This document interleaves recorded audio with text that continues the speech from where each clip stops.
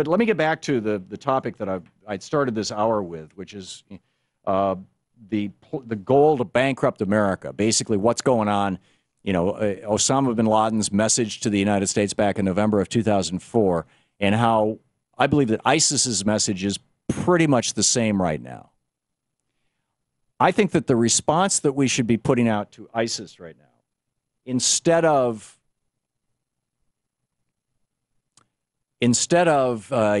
okay, you've angered us, you've upset us, you've freaked us out to the point where we're going to commit ground troops and we're going to get into this war and all, and you know, gee, it's Afghanistan, Iraq V2.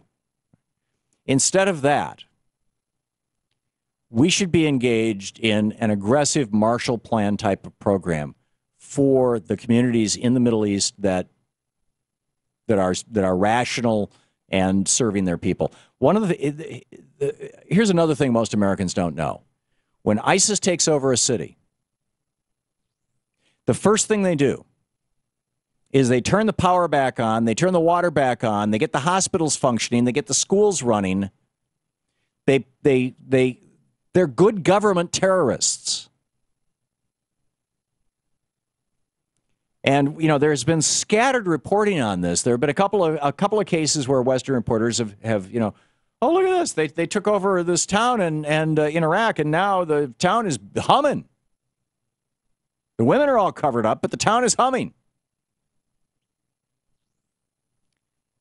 Instead of meeting them on the battlefield, we need to meet them in the hearts and minds of the people. And this was the lesson of Charlie Wilson's war. We supported Osama bin Laden in bleeding dry the Russians. It cost the Russians what in today's dollars would certainly be trillions to fight in Afghanistan, or in the neighborhood of $1 trillion or more, just like it cost us that amount. And it was one of the things that contributed arguably to the downfall of the Soviet Union. They couldn't afford it. They were bankrupt. And bin Laden says, you know, we did this to the Soviet Union with the help of Allah. No, it was with the help of the help of the United States, certainly. I can't speak for Allah. But, you know, bin Laden, I mean, coming right out and saying, this is our strategy. We will bleed you dry. Because George W. Bush is stupid enough to take our bait.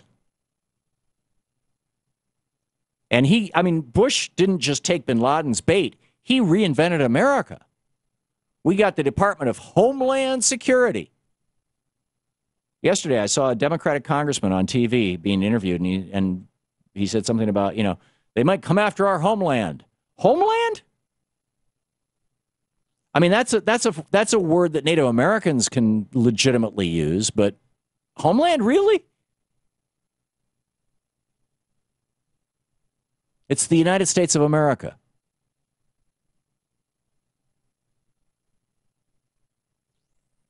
So, in my opinion, what we should be doing is supporting the Kurds in establishing good governance in the areas that they control. Supporting them in taking back as much land as possible from ISIS without involving ourselves. I mean, this is where it gets really, really, really, really tricky. And I'm not going to try and second-guess this administration. You know, so far what they're doing is they're saying, we'll provide air support to the Kurds in stopping ISIS. And, you know, if that works, God bless them. But the idea that, you know, what ISIS is trying to do by beheading this journalist and pumping out the tape, this is a calculated strategy. They are trying to do the bin Laden strategy. They're trying to be bigger than they are. They're trying to be badder than they are. I mean, they're pretty bad actors, but they're trying to be basically Lex Luthor. You know, they're trying to be the comic book character, the evil guy in the comic book. And, you know, they want Obama to do for them what Bush did for Osama bin Laden.